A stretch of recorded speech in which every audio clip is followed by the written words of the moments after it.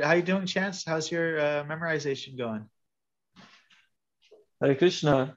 Have you had? It's going good. I've I've gotten let's see. I think I've gotten 13 well memorized. Still working on 14, 15. But it's going good. Nice. How you like verse 15? It's a good one, huh? Yeah. Chachaham Vidisanivisto Matha Smritya Jnanam Apohanam Cha Vedeshta Sarvir Aham Eva Vedyo Vedantsukrit Vedavit Eva Chaham. What does the word vit mean? Wit. Wit, yeah, knows, yeah. Who knows this stuff? And this word is used 3 times in this chapter, so it's a good one. It's a good one to know.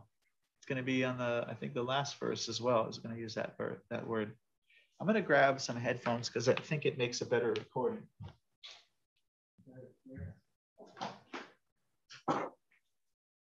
Hare Krishna, Hare Krishna, Krishna Krishna, Hare Hare, Hare Rama, Hare Rama,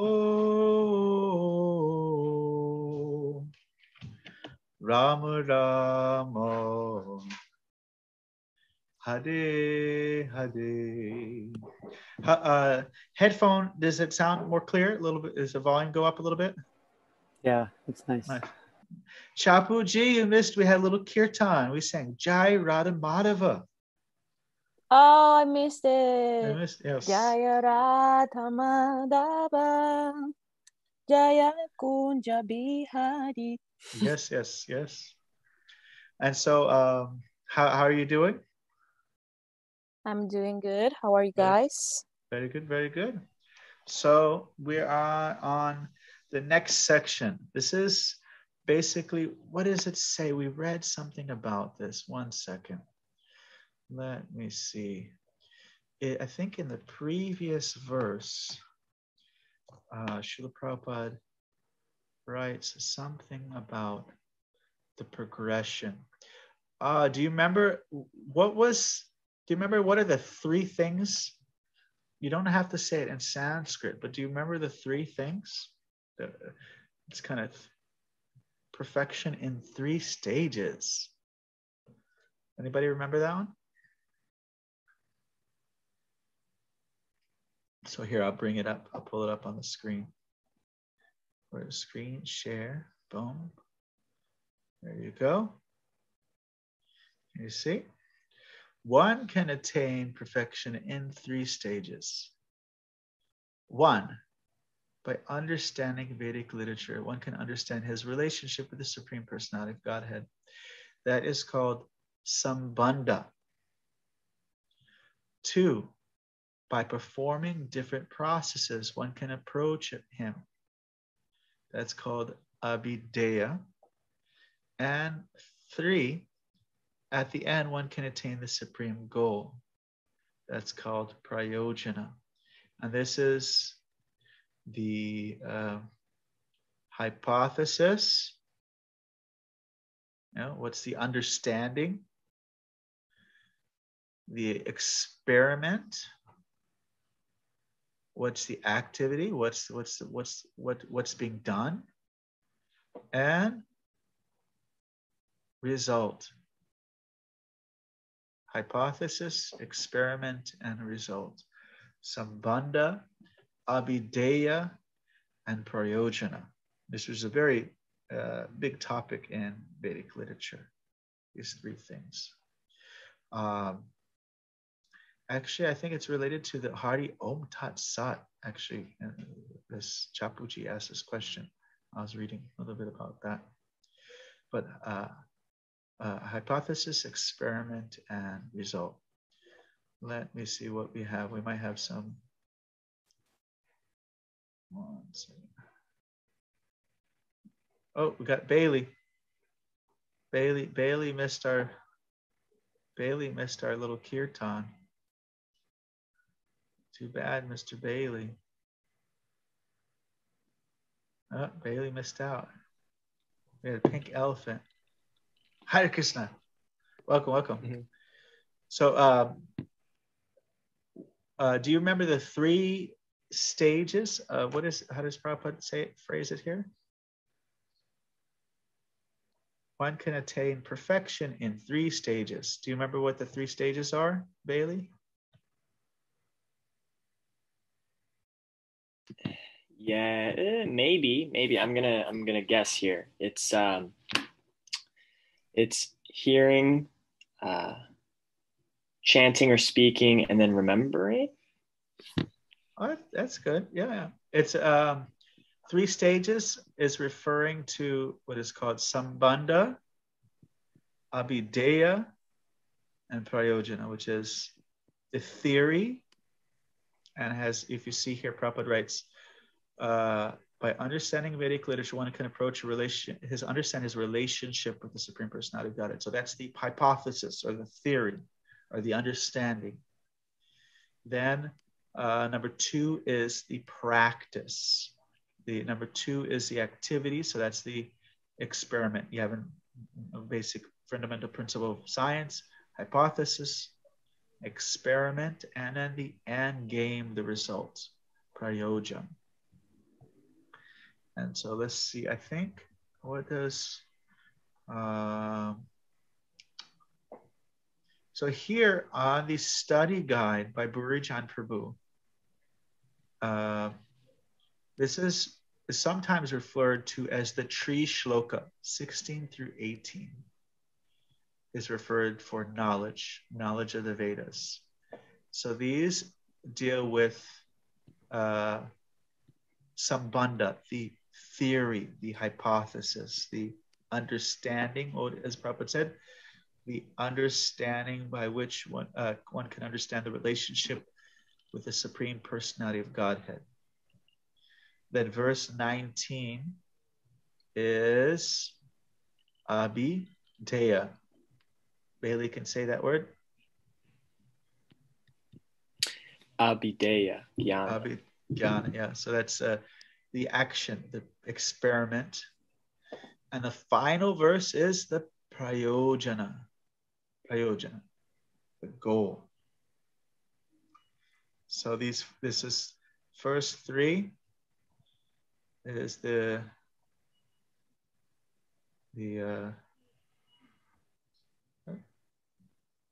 first of the 3.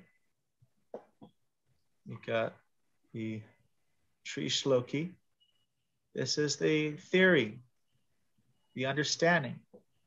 2 types of beings, liberated, not liberated, conditioned and free from conditioning. Then there's God, and therefore he's celebrated in the world and the Vedas because he's beyond both of them. And he's also he's that being who maintains the 3 worlds and is maintaining. He enters the 3 worlds, and so that's the Sambandha. That's the fundamental understanding, the hypothesis, the theory, the understanding. Then if you understand Krishna is the Supreme Personality of Godhead, what do you want to do? Avideya. You start to engage fully in devotional service.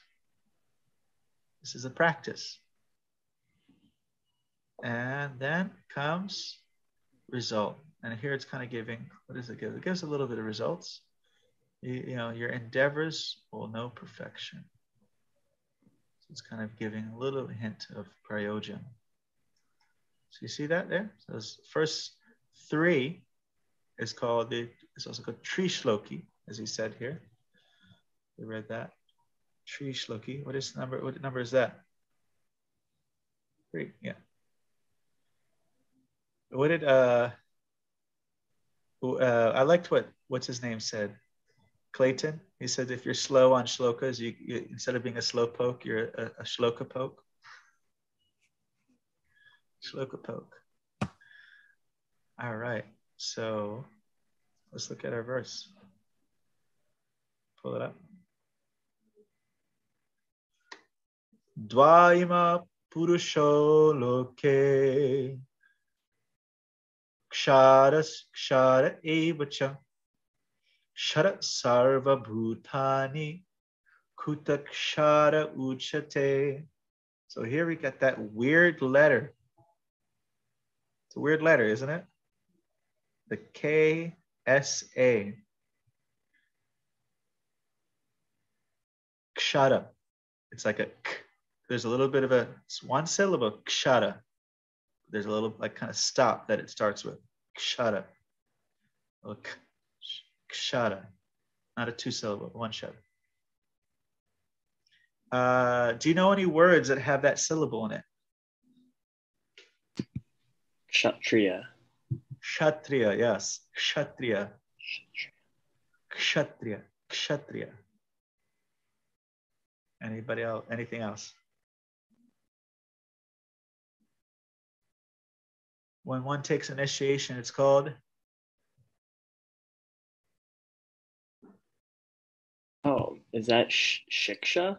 That's the instruction. That also has the letter. Shiksha and diksha.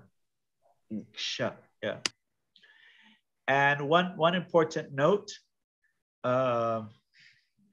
is in Bengali, this letter is pronounced differently. Bengali, like a lot of our songs are written in Bengali, this letter is spelled like KHHA. And so in Bengali, they'll say Katriya. And they'll say Dikha, Sikha. They'll say, like this song, Dakine Nitai Chan Bhame Gadadhara. Dakine. Dakine means Dakshine. Dakshine means either the south or one's left. One's front is considered the east. If or north. Yeah, north. If your front is north, then your left is your front is east, so your left is north. And on your left side, Bhame is Gadadhar. So on this left side stands Nitai Chan, Bhame Gadadhar. This is a song that's sung in the evening at every temple called the Gora Arti. Dakine, so Dakshine. There's a famous word that a name that you've all heard, and a lot of times devotees sometimes say it the Bengali way because they want to make it more PG. Whose name is that? Parikshit? Parikshit, yes.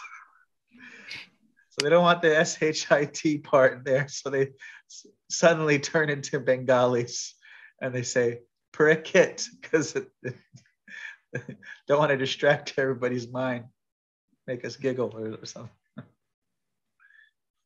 So kshara dvaima purusho loke kshara evacha kshara sarvbhutani kutta kshara uchate. Uchate, it means it's called, it is said. This is a word that will come up a lot. Like a yogi, there's like verses in chapter 6. Who's a yogi? A yogi is said to be blah, blah, blah, blah, blah, blah. And he's self-controlled, he's this or that. So uchate. And so we first have dwa. We could do let's do some counting. Ekam. Dve, Chini, Chatbari, Pancha, Shat, Sapta, Ashta, Nava, Dasha. Dasha Avatar. 10 incarnations of Krishna. I like, here, check out Bengali. Bengali, I love, it's ek, du, tin, char, panch, chai, sot, ot, noin, das. This is a 9, wait, noin. I was like, you just said 9. No, that's Bengali. Yeah. Noin, dash, dasha. So just like Sanskrit. So dwa, imao, of these. Purusha. We heard this word recently on Wisdom of Sages. Purusha and Prakriti. Someone asked this question. Do you remember this question was brought up about are the forest and the trees, is that impersonal or personal? Do you remember this question? Oh, does anybody remember what was the answer?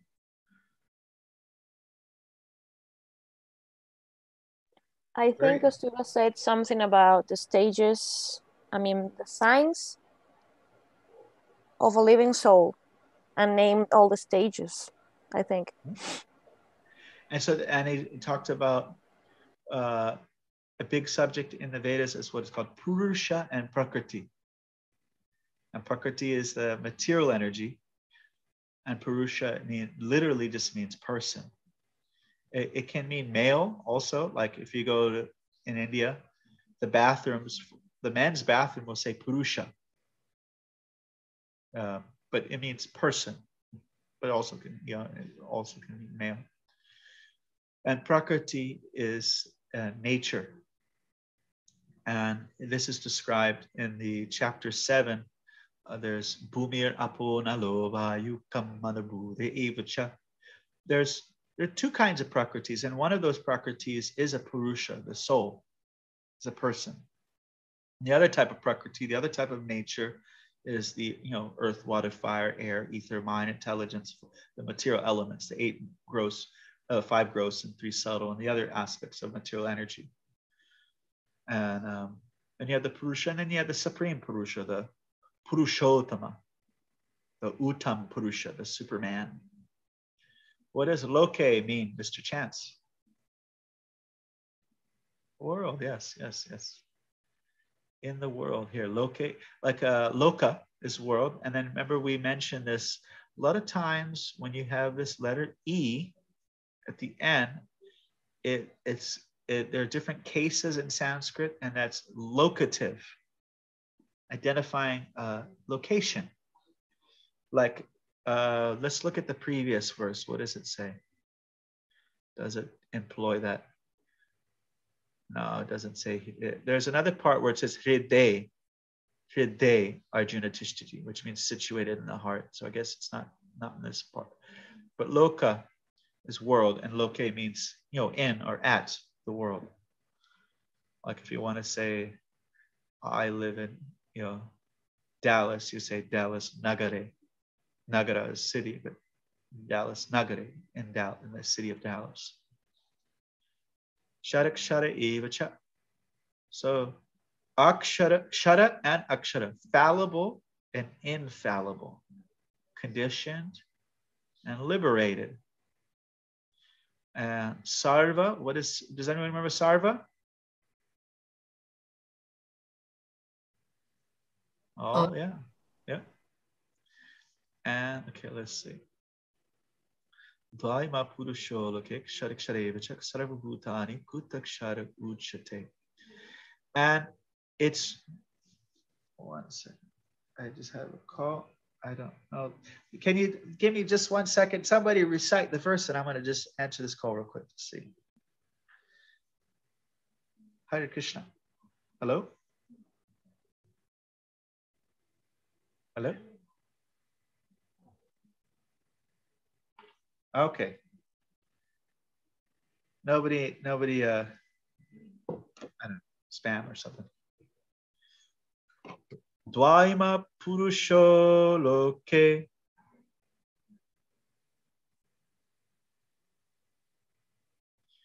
Sharakshara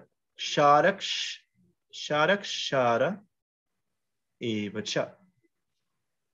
Sharakshara evacha. Kshara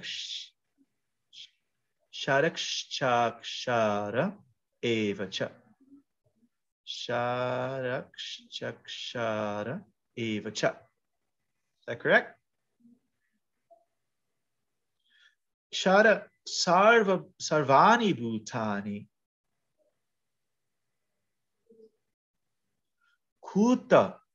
Kutashta. What does sta mean? David Stallings. Stani sta. Yeah, I mean, I know it's like located or situated. Yeah, situated.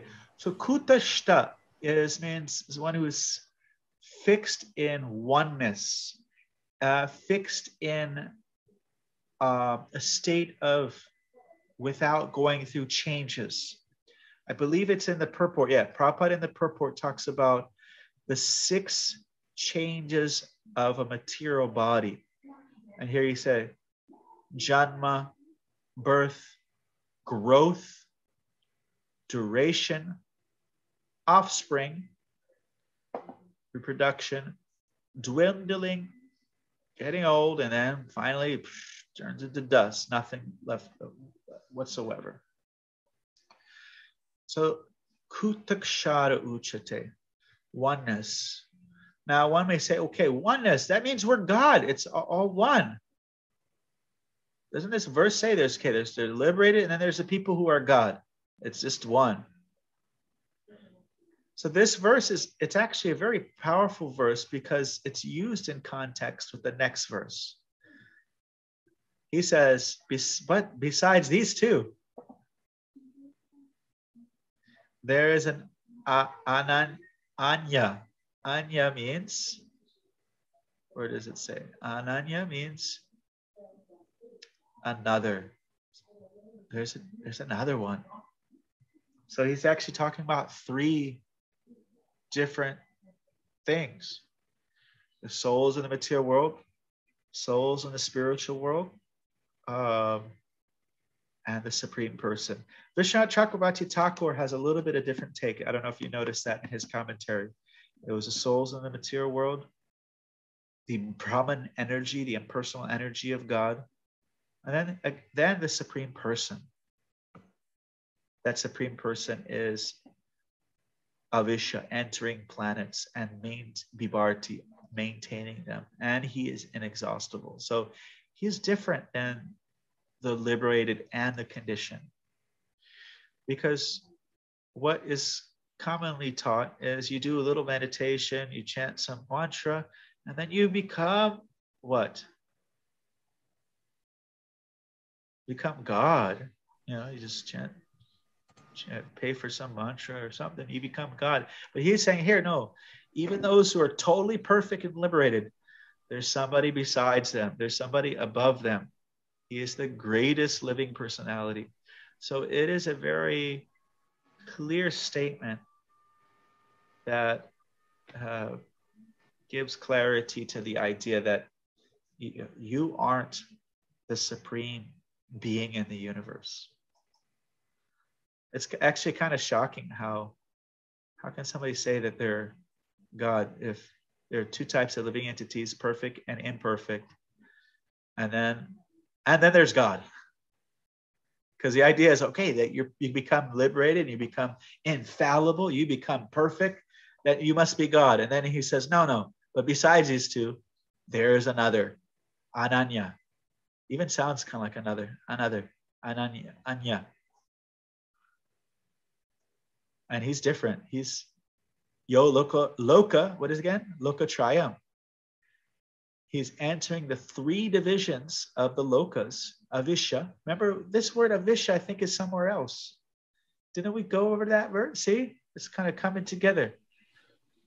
Ya is who, or it's identifying, it's like I don't know how you say it in grammar, but it's like identifying the subject.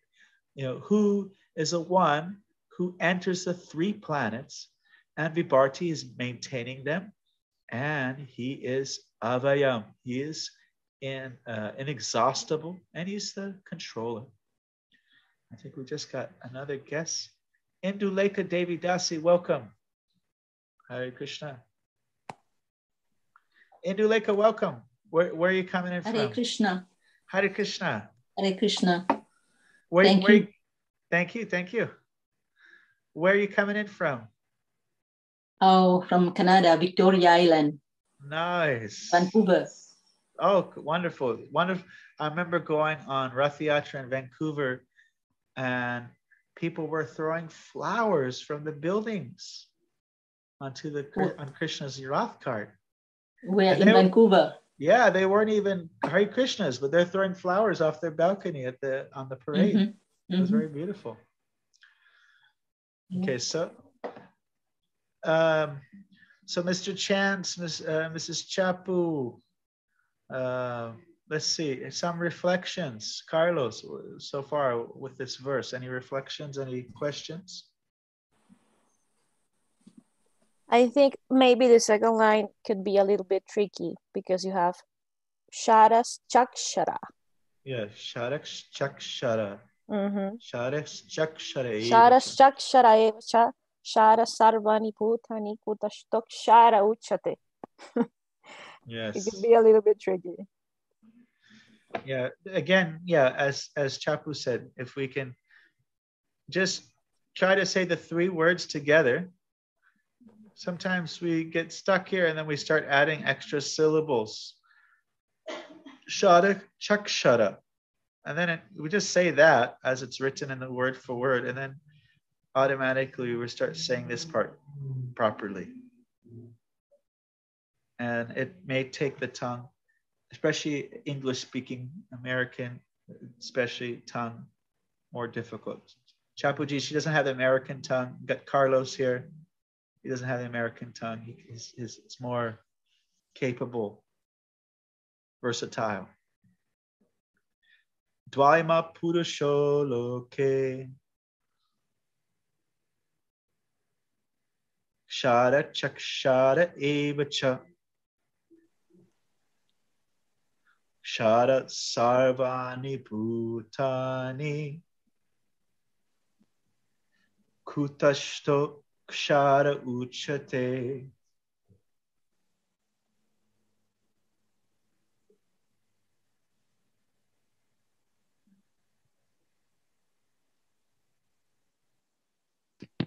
Prabhu, how Yes. do you pronounce the second word?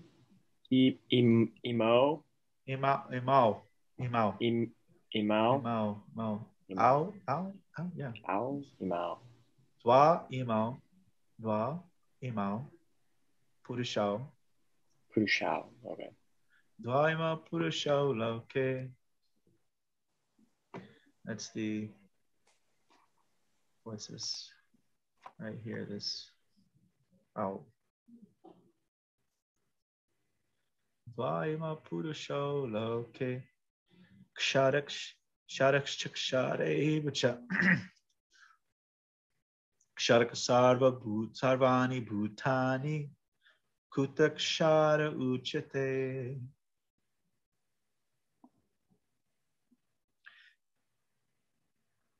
Some more questions, reflections. Mr. David Stallings, give us something. I don't know. I don't got anything to give. Just taking it in. Okay. So you guys understand the significance between this verse and the second verse. It's very, because as you are probably perfectly aware of, Mayavad philosophy, which extends impersonalism to an absolute sense, to the point where all sense of personality is considered Maya. Vada means philosophy. So when you have the philosophy that everything is Maya, God is Maya, Krishna is Maya, Vishnu is Maya, it's all just one. That's called Mayavad. I am God, you're God. It's all just one. There is no Krishna to love and hug and play tag with in the spiritual world. And, everybody's running, I'll touch Krishna first, So that's the Mayavad philosophy, which is similar to the impersonal appreciation of the Supreme, which is a valid approach towards God or towards the divine substance, Brahman. Very difficult, as Krishna says in chapter 12, but it's not this absolute stance of rejecting personality, of rejecting individuality. Does anybody know what is Krishna's first instruction in Bhagavad Gītā? Avinash, Aviram. Let's hear it. What's Krishna's first instruction?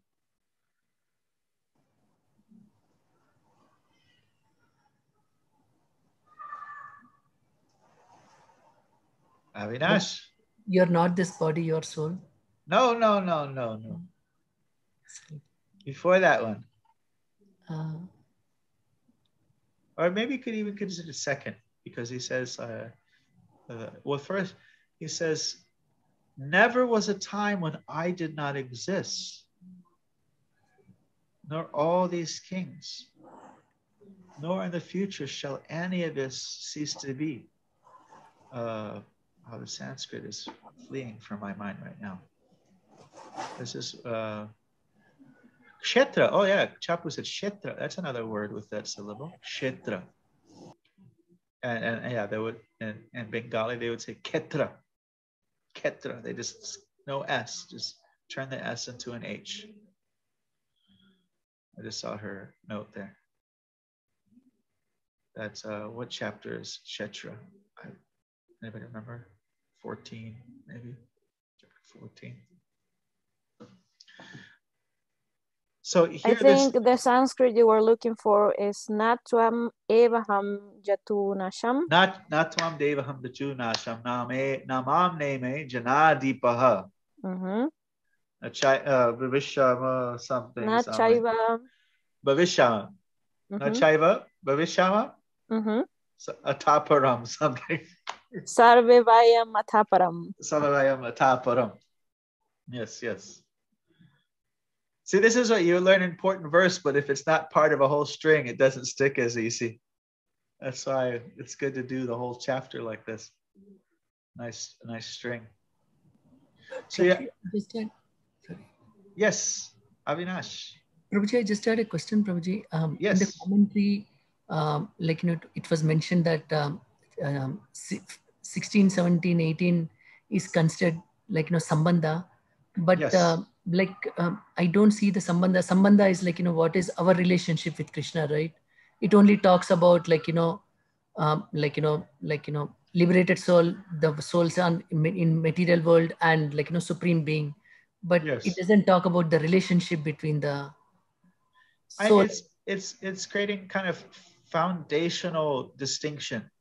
There's a soul, this is considered like a summary of Vedanta, which Vedanta doesn't go deep into bhakti, but it talks about liberated and conditioned souls, and it talks about God being distinct. It talks about these kind of three different tattvas, or different things that are identified: liberated souls, conditioned souls, and the supreme person.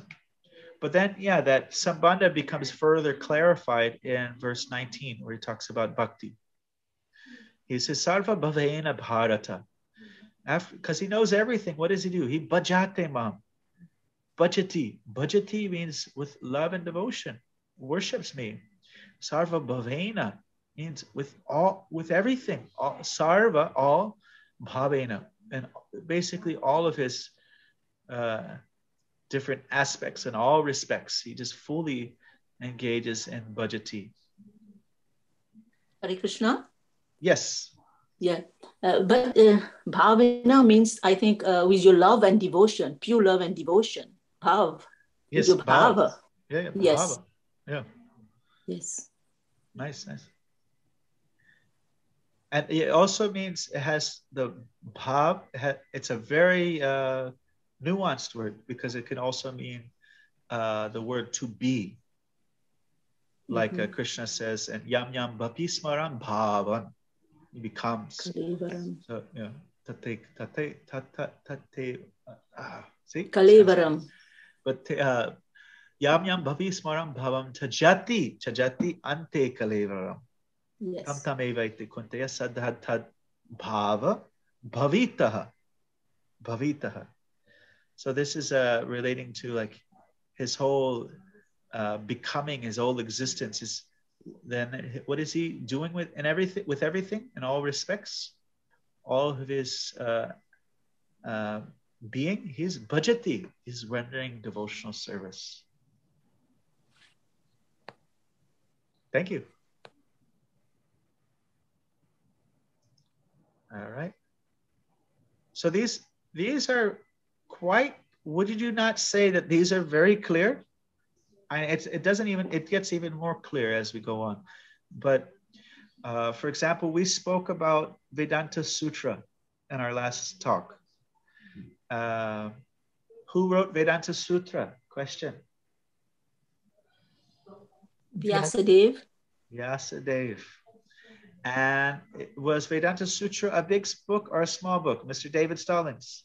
It was a big book. No, David Stallings, Vedanta Sutra, is it a small book or a big book? Small book, right?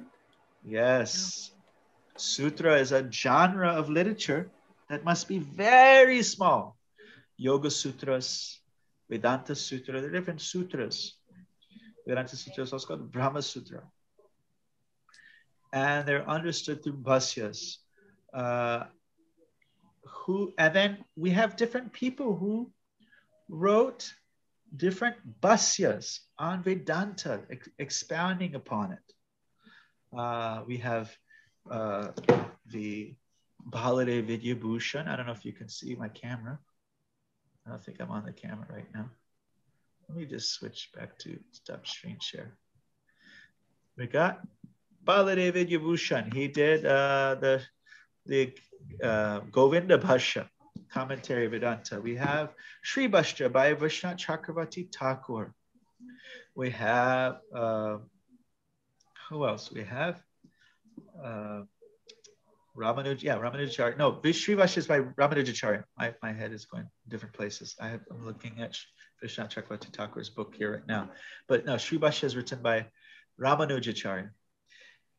But what's like the main commentary in Vedanta? Bailey Pittard. The Bhagavad Purana?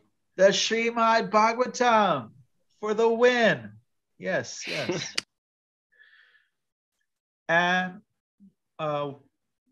one of the reasons why it was important to clarify Vedanta Sutra is that the kind of star at the time, the person who was leading the pact in explaining Vedanta was Shripad Shankaracharya. He is incarnation of Lord Shiva, who was personally deployed by the Lord to transmit, which is called like Vedic Buddhism, kind of Vedic tradition and philosophy, but not the full picture, and removing some of the personal aspects. And he does this with what is called word jugglery. How does word jugglery work? Word jugglery in Sanskrit, you see it, there's so much importance to the grammar. Word jugglery is one example. There's a book called, really cool book, you can just look it up online, 101 Refutations of Mayavad Fallacy, written maybe 800 years ago by Madhvacharya. That's the English title of it. And he gives some different examples. For example, if in Sanskrit, if a sentence was written and the words, if you literally look at the words and it says, the weapons walked in, you're like, wait a minute, that doesn't make sense. Or the house was in the river. Doesn't seem like a normal sentence. But those same words, if you look at the other uses, the grammatical uses of those words, the other secondary meanings of the words, it means soldiers with weapons walked in, or the house was on the banks of the river. So the rules of Sanskrit is, if something makes sense, if it's clear in its primary meaning, then you don't throw out the primary meaning and look for a twisted, you try to find a version taking secondary meanings of the words. If something doesn't make sense in the primary meaning, like the weapons walked in, then you look at the grammar and say, oh, what is this? What's a secondary use of this word? And I'm sure we have different examples in English that we could think of that wouldn't make sense literally. So you look at the other ways the words are used and you can make, it makes sense, called figures of speech.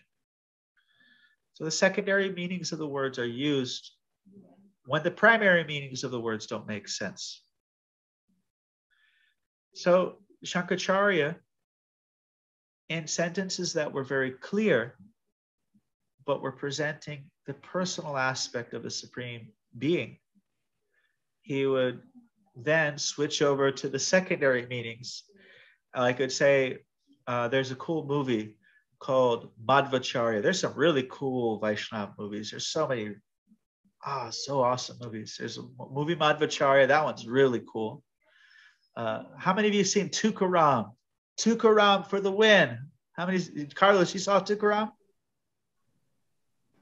Tukaram Prabhu from the Laguna Temple? No, the movie. No, I've heard his lectures though. Okay, Tukaram, he's very cool.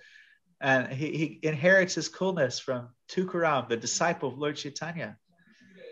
So Tukaram is a movie from 1937 that won an international award. 1937. Very good movie. And you can find it on YouTube even. So movie of Madhvacharya. Madhvacharya is a great devotee, but his teacher is a Mayavadi. And he's translating a verse and he says, Krishna's eyes are like the blooming of a monkey's butt.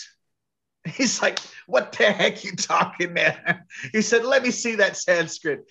He's like, no. This says lotus petal. He says, and so there was like this word jugglery that was going on that was not presenting the ideas in a very straightforward manner. And that was to, it was to present reinsert the Vedas back in the culture of and philosophical head of society.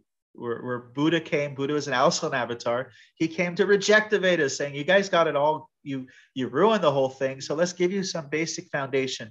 Stop killing animals in the name of religion. Just stop killing animals. Then maybe we can talk about some higher things. Then Shankaracharya brought it to the next level. Understand that we're all souls. There's this oneness. And then Madhvacharya comes along and said, well, there's something beyond us. There's God.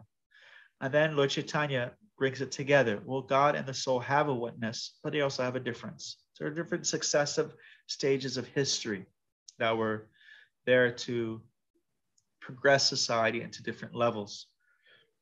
So if you pick up a Bhagavad Gītā, oftentimes it's quite interesting because these, if you look at the words, it's very clear. Two kinds of beings: conditioned, liberated, fallible, infallible. And then what comes after that, Bailey? Purushottama. Then there's a third. So it's a pretty clear message. Pretty clear message. But for example, there's a famous, Prabhupada commented on the translation by a former president, or I think former prime minister of India. He translated Bhagavad Gītā. And Prabhupada liked he said for the most part, translations are okay. His translations for the most part, okay, not all okay, but mostly okay. It's its commentary is where he gets people confused. So in the chapter 9 of Bhagavad Gītā, Krishna says, Man mana bhava. Man mana bhava, always think of me. Man mana bhava, mad bhakto. Bhava, become. Remember we said that bhava also means to be. Become mad bhakto, my devotee. Mam yaji, worship me. Mam namaskuru. Offer your obeisances unto me. Me. He's saying over again. This is Krishna speaking. Mam evasiti daivam atmanamat parayana. In this way, or this actually verse is repeated twice. It's in the 18th chapter as well. Mam evasiti satyam te pratijani priyosime. Just the last line is different. And so he translates all of that fine. But then in the commentary, he says, Krishna's saying, come to me, worship me, just think of me. And then he says, no. It's not to Krishna we should think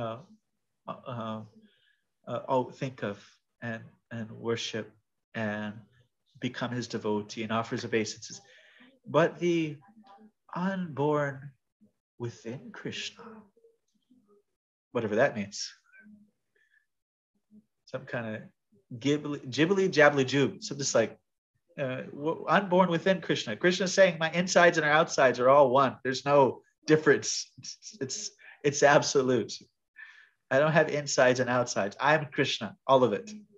Not like you guys with the material body. So it's the commentary that gets people confused. But it's here. If we understand the evolution of theism by Swami B.G. Narasimha. There you go. Probably very systematic thing right there, sounds like. Sorry, Prabhu, you were just talking about, all these kinds of people who've translated works. So I just thought it was relative to what you were saying before. Cool. Is that about the Buddha, Shankara? Yeah, you can know it with numbers. It's very easy. 0. Buddha taught shunya. 0. Become nothing. The Buddhists and the follower of Shankaracharya go to a pizza shop. What do they order? Chapuji, tell us. What do they order? Nirvana? The Buddha says, make me one with nothing. And what does the Advaitas say? What does the follower of Shankaracharya, the Mayavadi, say?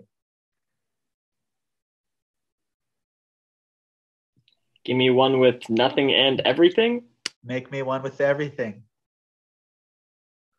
Make me one with everything. So the Buddhists want to, the general Buddha philosophy, it's quite variegated, but from what I understand, is to deconstruct the elements of the self to become nothing. Because Buddhists technically, supposedly talk what is called anatma. No atma. You do not exist.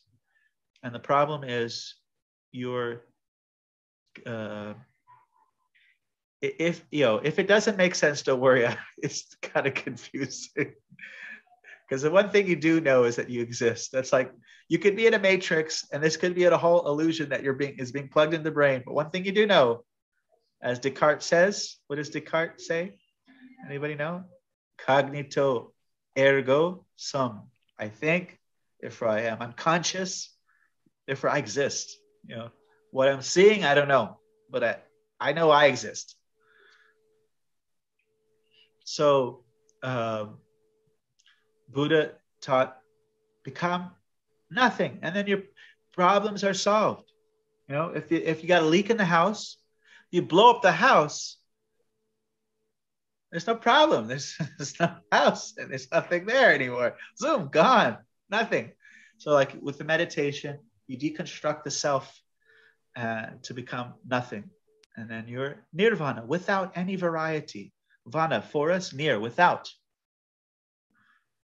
And then Shankaracharya taught kind of paranirvana, beyond this kind of spiritual nirvana, become one with everything.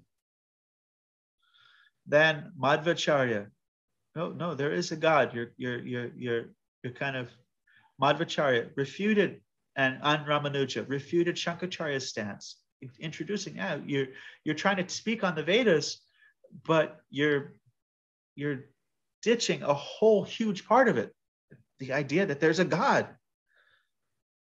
And then Lord Chaitanya brought it together, the oneness and difference, and oneness and difference, the Advaita and the Advaita, the oneness and the duality, in a very wholesome way. So these are some of the significances of these last verses, because if somebody presents to you, Bhagavad Gītā, it just says it's all one. Well, you can bring up verse 16 through 20 and say, hey, look at this.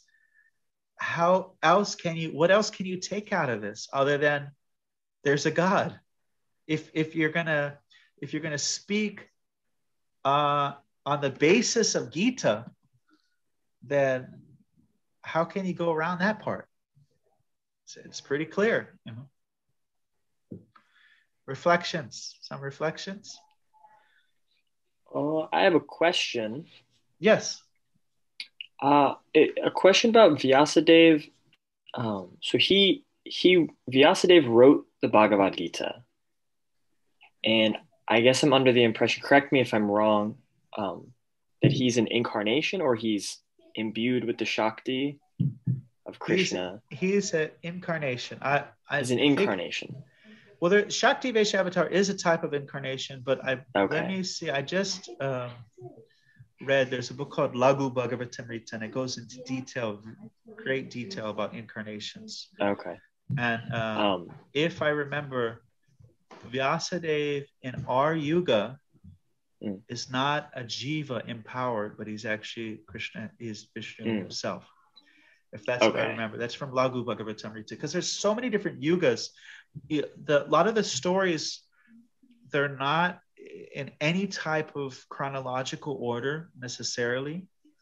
And sometimes even an avatar, like Kaustuba was mentioning this, Varaha avatar, they're just talking about Varaha avatar. He mentions, this is actually, this pastime that we're reading about Varaha avatar, it's actually talking about two different circumstances. And that's what this book, Lagu Bhagavatamrita, talks about. It says, even Kurma or Matsya, they came like twice in one day of Brahma. Usually they only come in one day of Brahma, once out of 1,000 cycles of the 4 yugas. And sometimes, it's a massive body of literature. And sometimes you find, wait, there's some story happened a little bit differently. And the answer is usually given, Kalpa Beta. Kalpa means the day of Brahma, meaning 8 billion years. It was like a different time that Krishna appeared, and that's why the story's a little different.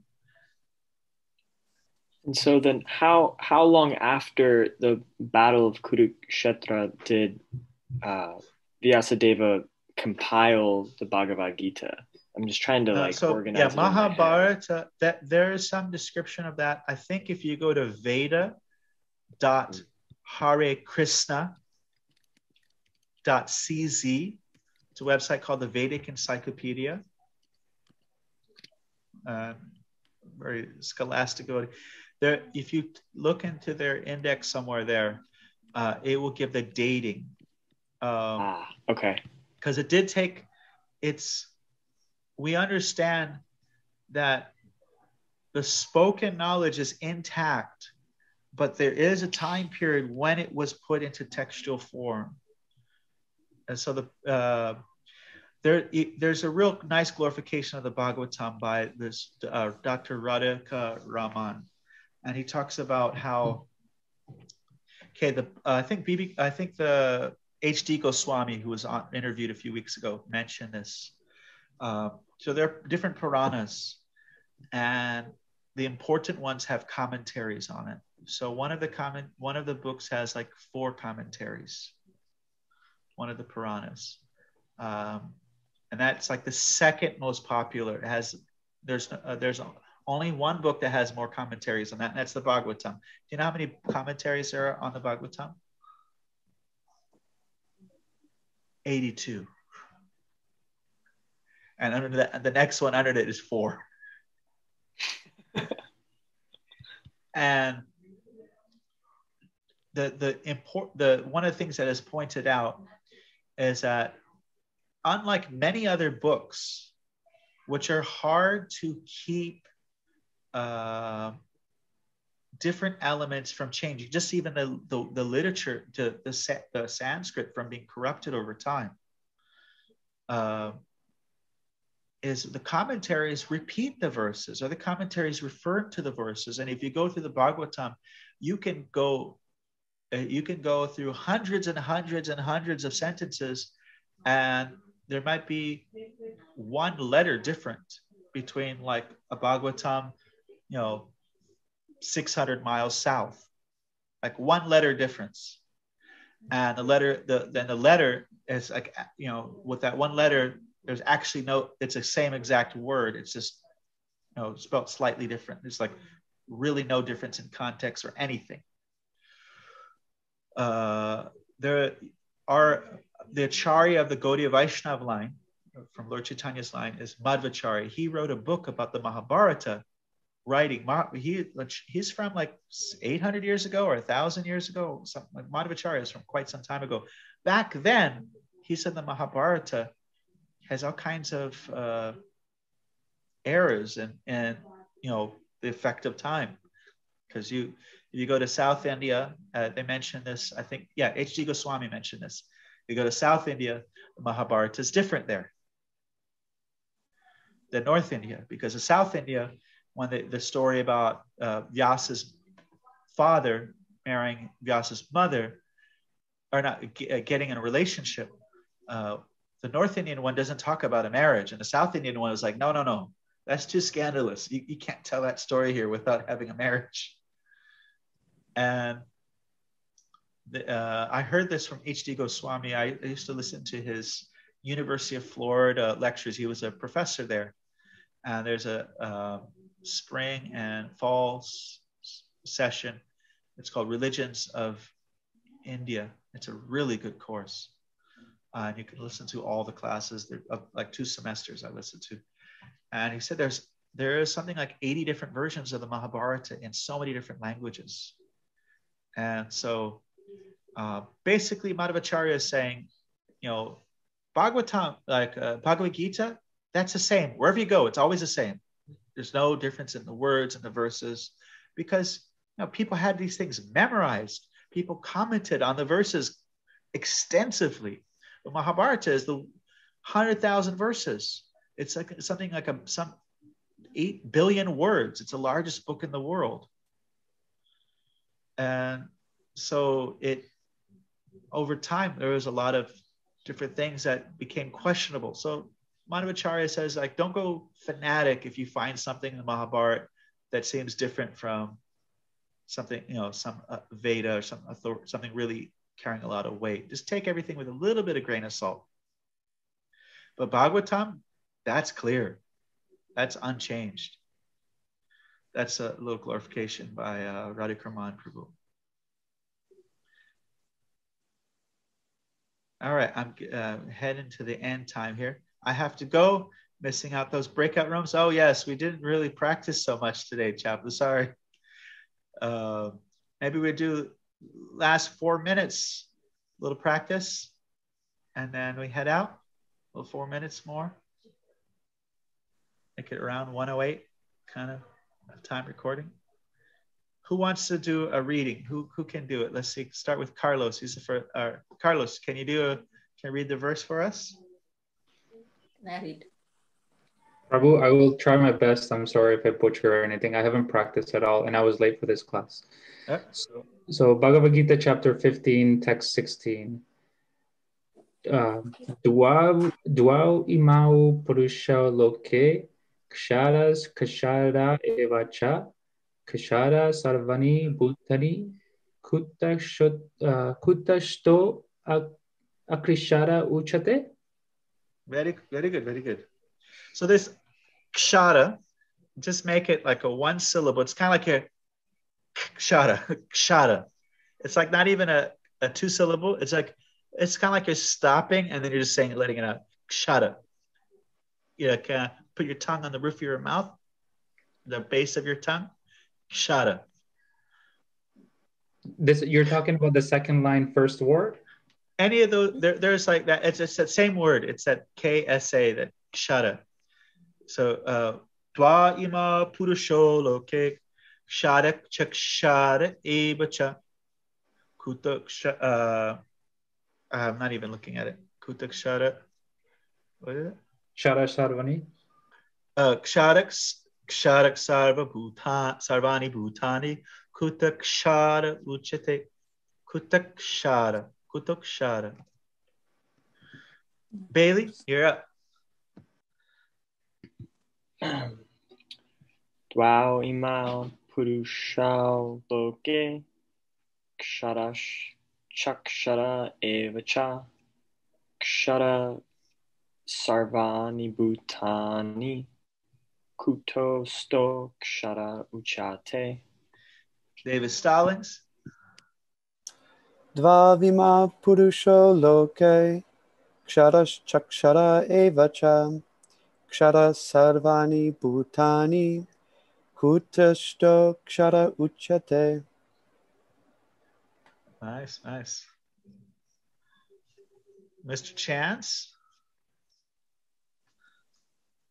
Dvavima Purusha loke Ksharas Chakshara Evacha Kshara Sarvani Bhutani Tasto Kshara Uchyate. Kutoshta. Kutoshta. Yes, yes. Induleka. Mother Induleka. Dvaimo purusham loke saras chakshara evacha saras sarvani bhutani kutosto sarahyushate. Nice. And your family is also devotees? Very fortunate. Very fortunate. Yes. Avinash, I know his family is devotees too. Avinash is next. Dvau imau purushau loke ksharas chakshara evacha kshara sarvani bhutani kutasto kshara uchyate. Very nice, very nice. So yes, thank you all for being here. Any last reflections or questions? Yeah, can I say something? Oh, please. Like yes. somebody was asking, is Vyasadeva is an incarnation? Yes. Vyasadeva is a literary incarnation of Krishna. Yes. Like we have Narad Muni, he is a mind incarnation of Krishna. Lord Shiva, he is an anger incarnation of the Lord. So like this, we have different incarnations. And also when we talk about Varaha, he came in twice. Like one time he's red, one time he's white. Yes. So yes. usually the Lord comes one time in one day of Brahma. But in this Kali Yuga, we are very fortunate because the Lord came twice. Just before Kali Yuga started, Lord Krishna appeared 5,000 years ago. And then we have Chaitanya Mahaprabhu. Yes, yes. I know if you think about it, if you think how long is a kalpa, it's 8 billion years. Oh, I have my book somewhere. Yeah. I wrote it. Yeah. So Lord Chaitanya came 500 years ago. That means Lord Chaitanya came 500 years ago and Lord Krishna came 5,000 years ago. So that's so like close by. Yes. That's like just happened. Yes. So we are so fortunate. And for this 10,000 years, we are in the golden years. So now, if we don't practice now, we don't know what will happen at the end of Kali Yuga. Because in Srimad Bhagavatam, it's written how hard it's going to be. There will be, practically nobody will be able to practice spiritual life. Yes. And even if, like it is said that Lord Kalki will come and his parents will be living in cave. And what will happen? They will mumble the name of the Lord. They will not even chant because people will kill them if they chant. Yes. Nobody, there will be irreligious everywhere. So his parents will be mumbling the name of the Lord. So now is the time, let's take life seriously, our spiritual life, and we don't come back again. Hare Krishna. Thank you, Hare Krishna. Yeah, I was just reading this morning that Vishnu Jasha is the name of the father of Kalki. This is like we have in modern times, we have the Joshi family. This is related to the Jasha family. And this will be the third time that this personality appeared as a father. The first time he appeared as, this is not Nanda Maharaj, this is Vasudev. And this Kalki will be Vishnu Jasha. What is the time before that was? I think I have to. It's in that Lagu Bhagavatamrita. Vishnu Sutapa. Maybe, yeah, Krishna Garba. I think Krishna Garba. Nice. All right. Any other thing? Anybody else? Carlos? I did have a question, Prabhu. Yes. So in this text, it says that there are two classes being fallible and infallible. Material world, every entity is fallible, and in the spiritual world, every entity is infallible. But from what I understand, some beings in the spiritual world, unless it means literally their bodies are infallible, but some beings in the spiritual world are working, say, through good karma, but may still have to come back down to the earthly realm once it runs out. No, that's part of the material realm. The heavenly planets are part of the material realm. Oh, the heavenly planets. Yeah. Okay. So that's a tree, like it says in the tree loka. Higher realm, higher planets, planets or Brahma and Indra, where you live millions and billions and so many years, trillions of years, different lifespans. And then you got lower planets all the way down to hellish planets, where, Hitler had to go somewhere. He can't just, take birth in Texas or something. He's got to get something worse than what Texas has to offer or whatever. So there are higher planets, middle planets, and lower planets. But above that is those who are in the spiritual world. And as we heard in this chapter earlier, Yat Gatva Nanivartante. Or he says, Yasmin Gata Na Nivartanti Bhuyaha. He says that both the same lines, both lines, he says the exact same thing. Yat Gatva, having gone, Na Nivartante, he doesn't return. Or Yasmin Gata, having gone, Na Nivartanti Bhuyaha, he doesn't come here again.